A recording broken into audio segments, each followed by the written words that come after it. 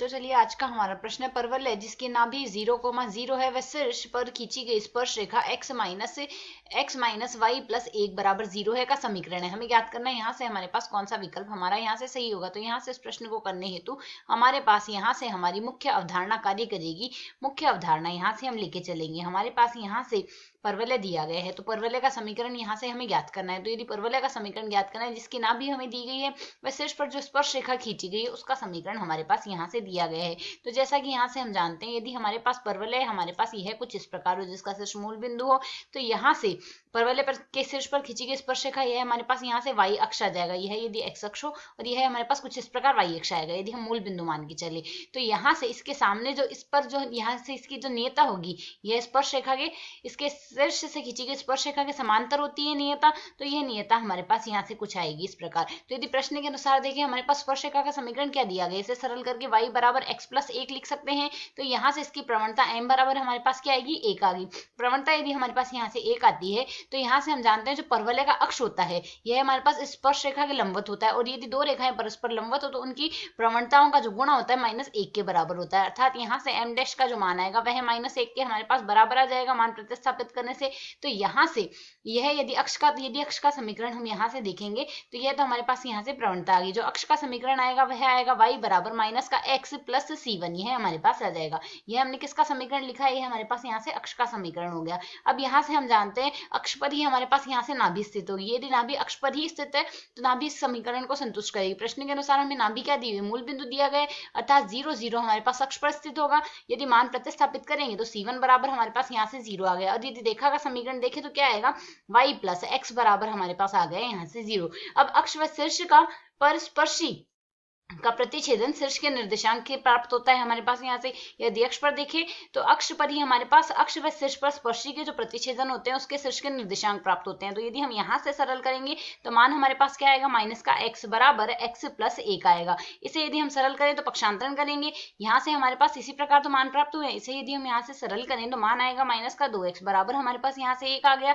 अर्थात x बराबर minus का 1/2 आ गया। यदि x का मान माइनस का 1/2 हमारे पास आता है तो यदि हम नियता का समीकरण देखें, नियता हमारे पास जो हमने स्पर्श रेखा दी उसके समांतर रेखा होगी। स्पर्श रेखा की समांतर रेखा लिखे तो यह क्या आएगी, y बराबर x प्लस c2, यह हम मान के चलते हैं। तो यहाँ से जो शीर्ष का निर्देशांक बनेगा हमारे पास, यहाँ से शीर्ष का निर्देशांक क्या बन जाएगा, शीर्ष का निर्देशांक आ जाएगा x प्लस 0/2 आ जाएगा, साथ ही y प्लस 0/2 आ जाएगा। कुछ इसी प्रकार हमारे पास यहाँ से आएगा जो कि मान हमारे पास किसके बराबर आएगा, x का मान तो माइनस का 1/2 आ रहा है। x का मान यदि माइनस का 1/2 आ रहा है तो इस स्थिति में y का मान हमारे पास यहाँ से क्या आएगा, y का मान हमारे पास आएगा यहाँ से y का मान हमारे पास प्लस का 1/2 बनेगा क्योंकि यहाँ से x बराबर y की स्थिति हमारे पास प्राप्त हो रही थी। तो यदि हम इसका मान यह x बराबर माइनस का y, यदि हम यहाँ से देखें तो y बराबर हमारे पास क्या लिखा जा रहा है, y बराबर माइनस का x, तो यहाँ से मान प्लस का 1/2 आ गया। यदि हम सरल करें तो दोनों पक्षों के अवयवों की तुलना कर देते हैं तो x बराबर हमारे पास क्या आ गया, माइनस का 1 आ गया और y बराबर हमारे पास क्या आ गया, प्लस का 1 आ गया। यह हमारे पास यहाँ से मान आ गया है।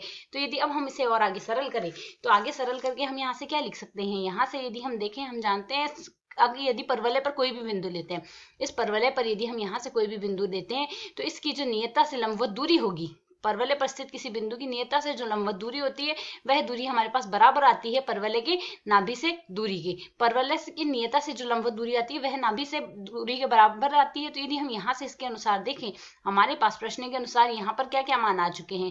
यदि हम पहले नियता के समीकरण को सरल कर ले तो नियता का समीकरण हमारे पास क्या आ गया, नियता पर हमारे पास ये इस -1 और +1 पर ही नियता स्थित होगी। तो यदि हम यहाँ से C2 याद करना चाहें तो C2 बराबर हम मान प्रतिस्थापित कर देंगे, क्या आएगा, 1 बराबर माइनस का 1 प्लस C2 आएगा। इसे यदि आगे सरल करें तो C2 का मान हमारे पास प्लस का 2 आ गया अर्थात यदि हम यहाँ से नियता का समीकरण लिखेंगे तो नियता बराबर हमारे पास यहाँ से क्या बन जाएगी, नियता का समीकरण हमारे पास बनेगा y बराबर x प्लस 2, यह बन चुका है। अब यदि हम यहाँ से देखें किसी भी बिंदु की हम यहाँ से कल्पना कर लेते हैं x, y प्रकार का यह कोई बिंदु है और यहाँ से नाभि हमारे पास क्या है, मूल बिंदु है 0 0 और यह है हमारे पास नियता का समीकरण है। तो जो x, y की दूरी 0 0 से होगी वह बराबर होगी x, y की लंबवत दूरी इस नियता से। नियता के समीकरण को सरल करके लिख सकते हैं x minus y y plus 2 बराबर 0।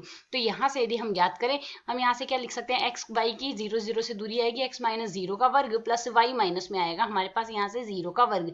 यह मान हमारे पास बराबर किसके आएगा, बराबर आएगा यहाँ से इसकी लंबवत दूरी के, अर्थात मान आ जाएगा mod x minus y plus 2 के बराबर आ गया, और बट्टे में यहाँ से एक्स के गुणांक का वर्ग, अर्थात 1 का वर्ग 1 और 1 का वर्ग वाई के गुणांक का वर्ग 1 आ रहा है, माइनस 1 का वर्ग 1 ही तो आएगा, क्योंकि यदि हम यहाँ से देखें कोई भी बिंदु a x plus b y minus plus c बराबर 0 प्रकार की समीकरण है, और हमारे पास जो बिंदु दिया गया है वह x1, y1 दिया गया है, तो इसकी जो लंबवत दूरी लिखी जाती है वह हमारे पास बराबर लिखी जाएगी mod a x1 plus b y1 plus का c बट्टे में आएगा हमारे पास वर्गमूल a का वर्ग प्लस b का वर्ग। यही अवधारणा लेके हम इसे सरल कर रहे हैं। तो यदि अब हम मान आगे सरल करते हैं तो मान हमारे पास यहाँ से क्या आ जाएगा, सरल करके हम यहाँ से लिख सकते हैं x square plus y square, दोनों पक्षों का हम वर्ग कर रहे हैं, मान आएगा एक्स माइनस वाई प्लस 2 का आएगा हमारे पास वर्ग, और 1/2 आ जाएगा, वर्गमूल 2 का वर्ग 2 ही तो आएगा, सरल करेंगे तो 2x स्क्वायर आ गया प्लस 2y स्क्वायर आ गया, यह वर्ग वर्ग गुणा करके कर लिया, मान आएगा x square plus y square plus 2 का वर्ग आ जाएगा 4a प्लस b का प्लस c का होल स्क्वायर खोला है प्लस 2ab, अर्थात माइनस का 2xy आ गया,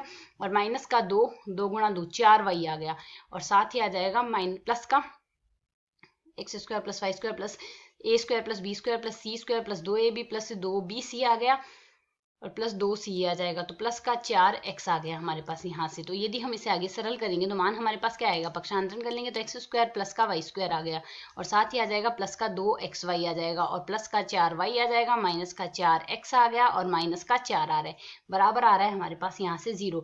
तो यदि अब हम यहाँ से विकल्पों से देखें तो हमारे पास x square plus y square plus का 2xy तो बना है, प्लस का 2xy आ रहा है, साथ ही हमारे पास अर्थात यहाँ से यह दोनों विकल्प तो गलत हो चुके हैं, तीसरे विकल्प में प्लस का 2xy आ रहा है, उसके आगे हमारे पास मान क्या बन रहा है, माइनस का प्लस का 4y माइनस का 4x माइनस 4x आ रहा है, प्लस का 4y आ रहा है, और माइनस का 4 आ रहा है, प्लस 4y माइनस में 4x प्लस का 4y माइनस में 4x, अर्थात यहाँ से हमारा विकल्प जो C है वह यहाँ से सही हल आ रहा है। आशा है समझ आया। धन्यवाद।